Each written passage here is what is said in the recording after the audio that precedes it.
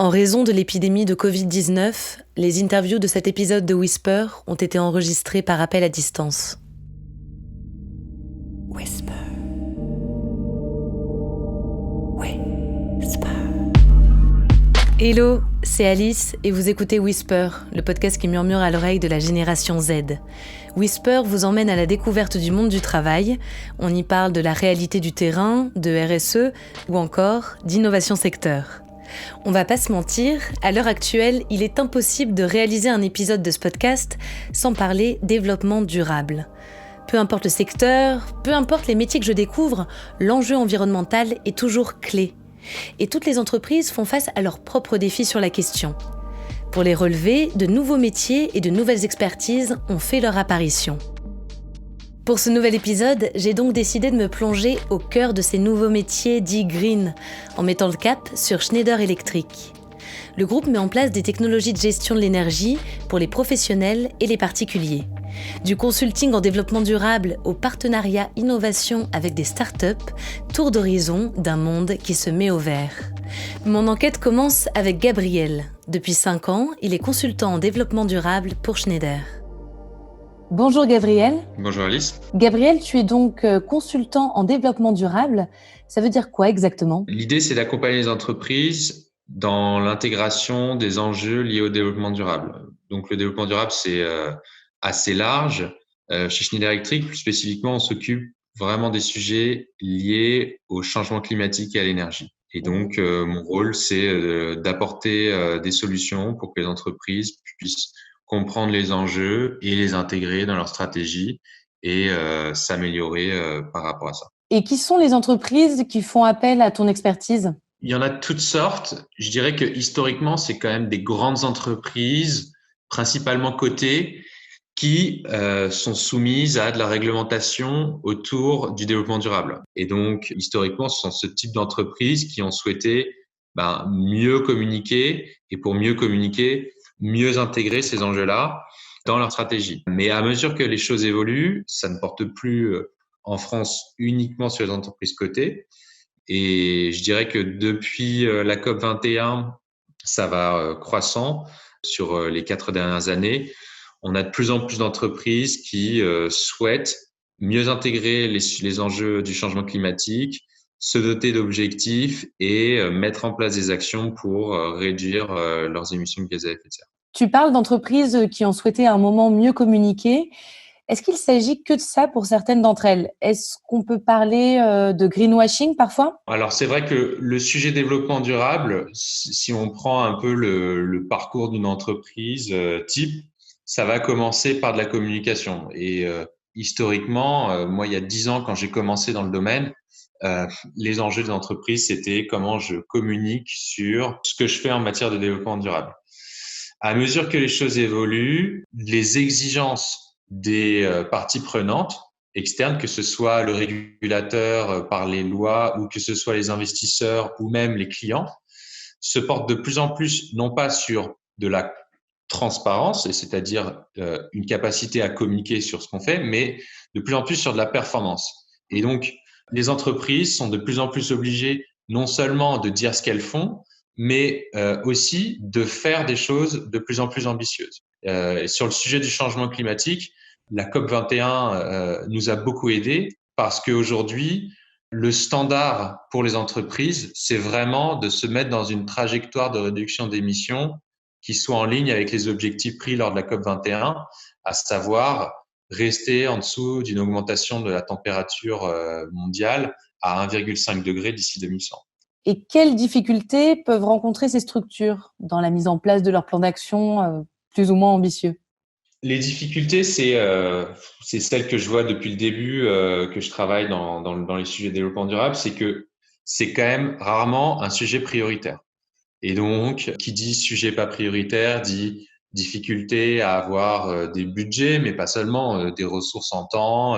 Maintenant, depuis 2 ans et même très fortement l'année dernière, c'est des choses qui changent. Et on voit de plus en plus d'entreprises qui ont complètement intégré le sujet du changement climatique. C'est impossible pour un dirigeant d'une entreprise mondiale ou même régionale d'ignorer ces enjeux-là.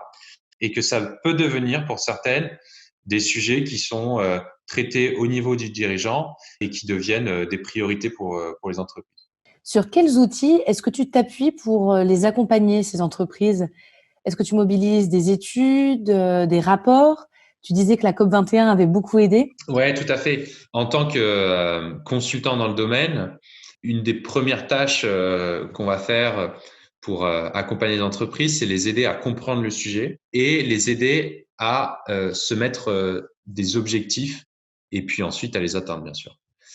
Et pour ça, on est beaucoup aidé par les travaux du GIEC. Une des bases, nous, dans notre travail, c'est de partir de ces scénarios et des rapports du GIEC et de ce que produisent pas mal d'associations dans le domaine pour le transposer à l'échelle des entreprises et les aider à se fixer des objectifs.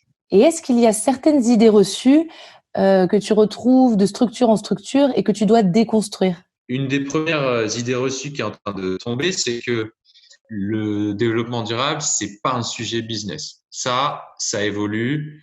Et puis la deuxième idée reçue, c'est que le développement durable, ça coûte cher. C'est en fait des coûts supplémentaires qui correspondent à des contraintes supplémentaires pour l'entreprise. Une partie de notre travail, c'est justement d'accompagner les entreprises, à minima sur le sujet du changement climatique, à comprendre que le fait de réduire leurs émissions, ça peut se faire d'une manière qui ne va pas forcément coûter de l'argent à l'entreprise, mais qui va au moins à moyen terme lui en rapporter. Et pourquoi? Parce que on va déjà limiter les risques. Pour certaines entreprises qui sont soumises à des prix du carbone, c'est limiter les coûts associés à ces prix du carbone. Pour d'autres entreprises qui réduisent leurs émissions de gaz à effet de serre, c'est limiter le coût de l'énergie, c'est mettre en place une meilleure gestion, une meilleure performance opérationnelle. Et au final, ça se traduit de plus en plus par de la réduction des coûts et une exposition moindre à des risques qui sont liés au marché de l'énergie, à de la volatilité des prix et à des pénalités réglementaires. Et quelles sont, d'après toi, les qualités principales, qu'elles soient humaines ou professionnelles, pour s'épanouir dans ton métier? Au départ, c'est basé sur des valeurs et c'est aussi important parce que mes clients, enfin en tout cas les gens avec qui j'échange, que ce soit donc des clients ou des partenaires dans les associations ou autres, ils ont aussi ces valeurs-là et cette envie d'avoir un sens dans leur activité professionnelle, de la motivation, de la passion sur le sujet pour avoir l'envie et le plaisir de rentrer dans le détail. Et puis après, et là c'est plus un peu plus spécifique à l'aspect commercial de mon rôle. Je pense que c'est important d'être vraiment structuré. Et puis encore une fois, un bon esprit de synthèse et justement pour être capable de faire cette pédagogie qui est nécessaire lorsqu'on va parler de ces sujets assez techniques à des entreprises ou des personnes qui en ont une connaissance un peu superficielle et qu'on veut arriver à les faire rentrer dedans et les accompagner pour se mettre des objectifs, prendre des décisions et mettre en place des actions pour aller dans le bon sens. Accompagner les entreprises dans leur transition écologique, c'est donc une mission des professionnels de l'énergie. Mais il faut aussi repenser la production en interne. Amélie est Regional Category Manager chez Schneider. Elle gère le sourcing et la stratégie d'achat des matières plastiques. Bonjour Amélie. Bonjour Alice. Pour commencer, j'aimerais qu'on définisse précisément ce qu'est l'économie circulaire. L'économie circulaire, c'est un vrai changement de paradigme, un vrai changement de modèle industriel. Le modèle linéaire, c'est le modèle de extraire les ressources, fabriquer les produits et ensuite les jeter. Et le modèle circulaire, on va arriver à consommer moins de ressources tout en permettant la croissance. Donc en gros, on va faire plus avec moins. On va concevoir des produits qui vont permettre une maintenance beaucoup plus facile, qui vont améliorer la durée de vie des produits qui vont pouvoir être démantelés pour la fin de vie et des produits qui vont utiliser des matériaux moins demandeurs de ressources. Ensuite, pendant la phase de vie du produit, on va favoriser la réparation, on va favoriser les réutilisations des produits et évidemment, en fin de vie, on va favoriser le recyclage, la régénération des matériaux du produit. Comment est-ce qu'il s'applique ce concept au quotidien dans l'exercice de ton métier? Chez Schneider, je suis en charge du sourcing. Je suis amenée à sourcer des matières moins impactantes pour l'environnement. plus en lien avec notre stratégie développement durable. Donc, ça passe par des matières soit biosourcées, des plastiques soit biosourcés, soit des plastiques recyclés. Je regarde aussi, dans le choix des fournisseurs que je fais, l'impact environnemental des fournisseurs. Il faut qu'ils répondent à une certaine norme qu'on appelle la norme ISO 26000, qui est en fait l'évaluation de l'impact environnemental de nos fournisseurs et en matière aussi de RSE. Chez Schneider, on exige que nos fournisseurs aient un score minimum afin de rester au panel. S'ils ont un score trop mauvais, ils vont sortir du panel automatiquement. Donc toi, tu travailles précisément sur le plastique recyclé. Aujourd'hui, on a tendance à faire la guerre au plastique. Pourquoi est-ce que ça peut être quand même une matière d'avenir d'après toi ? Alors c'est vrai qu'en ce moment, il y a pas mal de plastique bashing. On est tous hyper sensibles au plastique dans les océans, aux décharges à ciel ouvert, etc. Mais le plastique, on en a partout autour de nous. Et c'est difficile d'imaginer un monde sans plastique, même dans les 10 ans à venir. Le plastique, il faut savoir que c'est quand même une matière très technique. C'est un vrai support d'innovation avec un avantage environnemental. On peut penser par exemple à tout le travail qui a été fait ces dernières années dans l'industrie automobile, où beaucoup de pièces métalliques ont été remplacées par des pièces plastiques pour alléger le poids des véhicules. On a donc des véhicules qui consomment moins, qui polluent moins. Évidemment, pour les plastiques, il y a quand même des points d'attention à avoir. Le premier point, c'est le sourcing de nos fournisseurs. S'assurer qu'ils respectent les normes environnementales. Pousser les plastiques à moindre impact environnemental. Donc, tout ce qui est plastique recyclé ou plastique biosourcé. Ensuite, il faut aussi faire attention à la fin de vie des plastiques. Ça, c'est primordial. Donc, évidemment, limiter les plastiques à usage unique. Un dernier aspect sur lequel il faut faire attention sur les plastiques, c'est qu'en général, pour booster les performances de nos plastiques, on va rajouter des substances qu'on appelle des additifs qui ne sont pas toujours très bons pour l'environnement. Donc, chez Schneider, tous nos nouveaux produits aujourd'hui sont sans additifs halogénés et répondent aux normes environnementales les plus exigeantes. Tu l'as évoqué, tu apportes un soin particulier au choix des fournisseurs, au sourcing des matières premières. Quels sont tes critères en matière de sourcing ? On cherche des matières qui répondent à un certain nombre de critères, donc des matières et aussi des fournisseurs, un certain nombre de critères économiques, des critères qualité, des critères techniques bien sûr, et des critères environnementaux, comme j'ai expliqué tout à l'heure. Il faut que nos fournisseurs aient un score minimum à la norme ISO 26000, donc qui définit la contribution au développement durable. S'ils ont un score trop mauvais, ils vont sortir du panel automatiquement. Est-ce que tu aurais des exemples de matériel ou d'installations que vous proposez en plastique recyclé ? Oui, on utilise en Europe actuellement, la majorité de nos prises, nos interrupteurs contiennent du plastique recyclé. Et on fabrique aussi des panneaux de sortie de secours qui intègrent du plastique recyclé. Et on a plein de projets en cours pour atteindre notre objectif de doubler la consommation de nos plastiques recyclés d'ici à 2025. Et ça passe aussi par la remise à neuf de certaines installations existantes ? C'est ce qu'on appelle le rétrofit. Donc, c'est bien sûr au cœur de la stratégie économie circulaire de Schneider. On a un programme qui s'appelle EcoFit, où on a un réseau mondial de centres de remise à neuf pour toutes nos offres moyenne tension et basse tension. Très personnellement, qu'est-ce qui te plaît dans ton métier et quels peuvent être les éventuels points de frustration ? Alors, ce que j'adore dans mon métier, c'est déjà que je contribue à la performance de Schneider Electric d'un point de vue technique, de par les matières que j'achète, je contribue à la performance de nos produits. Je contribue aussi à la performance économique de Schneider parce que je passe quand même beaucoup de temps à discuter les prix et à négocier avec nos fournisseurs et également à la performance environnementale de Schneider parce que par la sélection des matières que je fais, je participe aussi à cette amélioration de l'impact environnemental de Schneider. Après ça, j'ai la chance de travailler aussi dans un environnement très international. Donc, j'ai des collègues qui se trouvent dans plusieurs pays en Asie, en Amérique du Nord, en Amérique du Sud, dans plusieurs pays européens. C'est un marché qui est véritablement en train de se transformer justement pour permettre aux gens et aux industries d'utiliser mieux les matières plastiques. Donc, on voit vraiment un gros mouvement de mise en place de filières de recyclage, de traitement des matières plastiques. Il y a plein de nouveaux acteurs qui vont apparaître d'ici 3 à 5 ans qu'on ne connaît pas aujourd'hui. Et les frustrations ? Ensuite, ma grosse frustration, c'est Schneider, c'est une très grosse entreprise, c'est un gros paquebot et je dirais que c'est la vitesse de réalisation. Les choses vont pas toujours à la vitesse à laquelle on souhaite.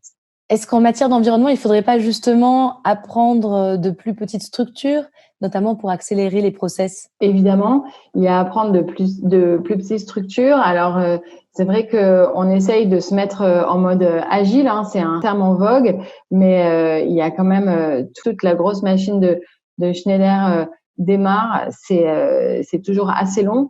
Après ça, la chance qu'on a aussi, c'est que quand il y a une vraie volonté stratégique de Schneider, on a vraiment accès aux ressources pour que les projets se réalisent. Donc, ça va pas toujours aussi vite, les décisions ne sont pas prises toujours aussi vite que ce qu'on le souhaite. Mais par contre, quand Schneider a décidé d'avancer dans une direction, on avance vraiment et on voit les choses changer. Pour faire changer les pratiques et gagner en souplesse, les géants de l'énergie s'appuient sur l'innovation et sur de nouvelles techniques de travail. Là, on arrive dans le domaine de Mariette. Après une longue expérience de l'entrepreneuriat dans le domaine de l'aéronautique, elle a rejoint la partie innovation de Schneider. Bonjour Mariette. Bonjour Alice. Donc Mariette, tu es Business Incubation Lead. En quoi consiste ton travail au quotidien ? Dans la partie innovation de Schneider Electric, on travaille sur 3 practices qui sont l'incubation, les partenariats et les investissements. Les incubations, c'est plus sur des projets qu'on appelle early stage, ou qu'on va chercher en interne et qu'on incube avec des employés Schneider qui deviennent des entrepreneurs et qu'on va mixer avec des entrepreneurs qui viennent de l'externe, qui ont déjà une expérience entrepreneuriale, ou alors avec des projets dans des startups assez jeunes qu'on va aller chercher via des incubateurs ou via des corporates, comme on l'a fait avec Microsoft par exemple. Et puis, on a une partie donc partenariat où on travaille avec des startups qui sont à ce moment-là un peu plus matures. Et la troisième partie, c'est la partie investissement qui va regarder les 2 premières, donc l'incubation et les partenariats, qui va investir sur les projets qui sont vraiment cruciaux pour Schneider et qui va également investir, elle, de son côté, directement ou dans des fonds de fonds ou sur d'autres startups, sachant que l'entité innovation, elle est internationale. Et donc, moi, je m'occupe de l'Europe et le but du jeu, c'est de réfléchir à comment est-ce qu'on change le business de Schneider d'ici 5 à 7 ans à peu près. Pourquoi aujourd'hui, en matière de développement durable, cette approche innovation start-up est-elle pertinente ? Est-ce que c'est une question de rapidité des process ou de souplesse peut-être ? Alors en fait, chez Schneider, on a une très grande culture de l'open innovation qu'on fait depuis plus de 20 ans.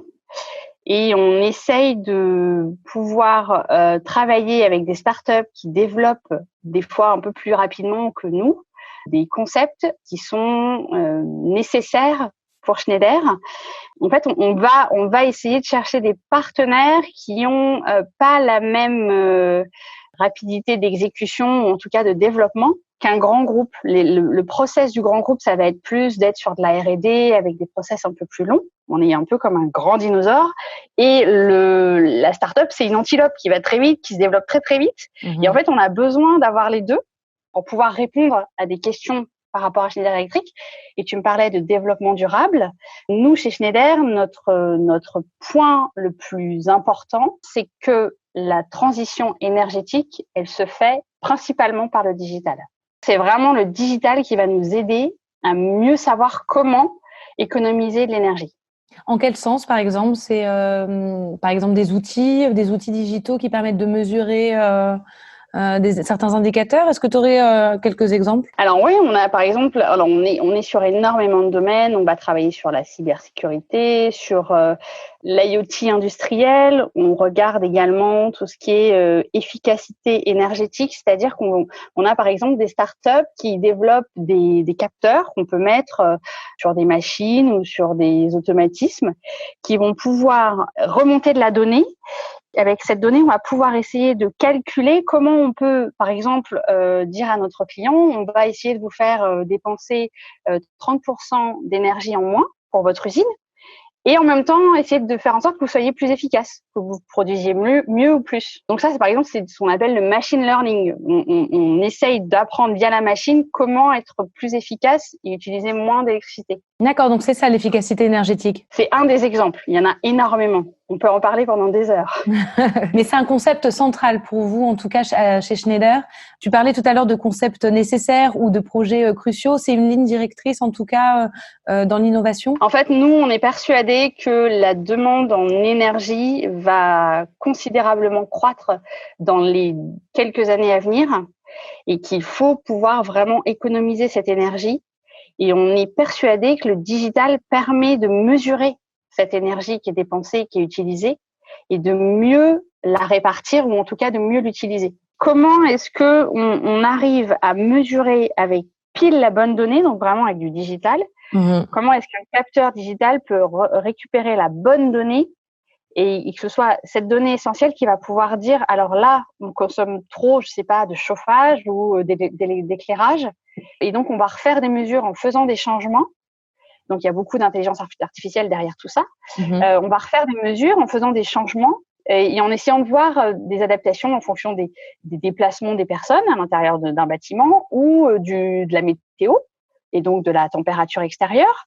Et on va essayer de voir comment on peut ajuster au mieux ou le plus finement possible la dépense d'énergie dans un bâtiment. Et donc, ce sont les petits capteurs qui vont remonter cette donnée pour se dire, voilà, c'est en faisant ce type d'ajustement qu'on arrive à consommer moins. Donc, tu disais, l'innovation chez Schneider, c'est à la fois en interne, mais aussi en externe, parfois les deux ensemble, et donc avec des startups. Comment est-ce qu'on procède pour identifier les startups les plus innovantes? Est-ce que ça passe par une veille constante? Est-ce que vous menez des appels à projets? Est-ce que ce sont les startups elles-mêmes qui viennent vous solliciter? Alors, en fait, les trois. C'est une très bonne question. Les trois. Et en fait, on essaye d'avoir le plus de contacts possible avec l'écosystème startup, c'est-à-dire les lieux de rencontre des startups, donc les campus comme Station F. On va également avoir énormément de contacts avec les incubateurs, justement, qui vont pouvoir, grâce à des appels à projets, scouter des startups. On va avoir des contacts avec les venture capitalistes, qui sont des fonds d'investissement qui investissent sur des startups, qui vont partager avec nous les startups sur lesquelles ils vont investir. On a également une veille constante, c'est-à-dire que nous, on a vraiment comme j'en parlais tout à l'heure, on a vraiment des thèmes précis sur lesquels on a une veille constante au niveau international. Et après, on a énormément de sollicitations de startups qui savent qu'elles sont dans le scope de recherche de Schneider et qui vont venir nous voir d'elles-mêmes. Et quelles sont les méthodologies de travail propres à l'univers des startups qui sont pertinentes dans tout ce que tu fais, en fait? Alors, bien souvent, quand on a une rencontre avec une startup, on a énormément d'ingénieurs intelligence artificielle, ce qu'on appelle les data scientists ou les data analysts, et pas forcément des profils commerciaux. On a déjà au départ des passionnés vraiment de la data ou de la technologie, du digital. La méthodologie de la startup, c'est vraiment alors c'est anglais, mais le start before you're ready, c'est-à-dire vraiment j'y vais même si c'est pas prêt, et je vais tester. J'apprends, je vais tester, je reviens, j'apprends, etc. Donc, c'est vraiment une méthodologie qui permet de gagner énormément de temps, qui permet de mettre de côté ce qui est superflu. Et puis, la méthodologie de travail de la startup, c'est une toute petite équipe avec des budgets et une obligation de moyens et de résultats. C'est-à-dire qu'on peut pas se dire, c'est pas grave, on le fera dans 6 mois. La startup, elle peut pas se permettre de dire ça. Il y a vraiment une vitesse d'exécution qui est complètement différente d'un grand groupe. Et tu penses que ça pourrait être applicable à une grosse machine comme Schneider? Est-ce que tu vois aussi les méthodologies de travail se transformer en interne en s'inspirant de ces modèles-là? Complètement. Et en fait, l'entité dans laquelle je suis maintenant, c'est vraiment son but, en fait, d'être un peu ce satellite qui met en place des nouvelles façons de travailler. Il y a une vraie volonté de la part de Schneider de commencer à bouger vers des choses beaucoup plus. Alors, on est déjà dans les méthodes agiles dont on parle, mais en tout cas vers des choses beaucoup plus flexibles et qui soient plus inspirées de l'état d'esprit d'une start-up. Est-ce que tu aurais des exemples de grands projets mis en place au sein de votre département d'innovation? Alors, par exemple, on a fait un programme conjoint avec Microsoft, qui était un programme européen. On a fait un appel à candidature pour des startups européennes qui utiliseraient l'intelligence artificielle au service de l'énergie verte. On a eu énormément de candidatures, donc on en a sélectionné 6 à la fin. Et on les a fait travailler avec les équipes techniques et business de Schneider et on continue de travailler avec certaines de ces startups. Donc ça, c'est vraiment un projet qui a été une très belle réussite. Et justement, ça me permet de rebondir sur les profils et les compétences qui font la différence en fait dans ce type d'appel à projet. Alors nous, par exemple, si on regarde les startups avec lesquelles on travaille, ce qu'on aime beaucoup, c'est d'abord de regarder l'équipe avant de regarder la technologie. En fait, on est vraiment à la recherche de ce qu'on appelle maintenant les soft skills, où on va regarder une équipe qui est assez réactive et qui va promettre, ou en tout cas s'engager, et qui va dans les faits et les actions montrer qu'elle répond aux engagements qu'elle a donnés. C'est-à-dire qu'elle va pas survendre, elle va pas surpromettre et elle va rester fidèle à ce qu'elle dit et à ce qu'elle fait.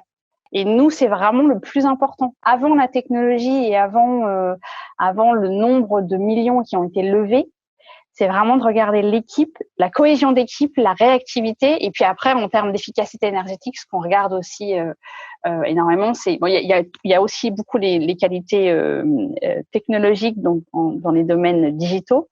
Et on va regarder aussi tout ce qui est éthique, parce que c'est une grande valeur de Schneider. Aujourd'hui, nombreux sont les métiers de l'énergie qui accompagnent la transition écologique. Les méthodes de travail évoluent, des écosystèmes d'innovation apparaissent pour transformer les pratiques en interne et auprès des clients et partenaires. Le point commun à tous ces métiers, une motivation sans faille pour convaincre, pour remettre en question les anciennes méthodes et pour avancer. C'est la fin de cet épisode, merci de l'avoir suivi. On se retrouve très bientôt pour de nouvelles découvertes. D'ici là, n'oubliez pas de whisper autour de vous.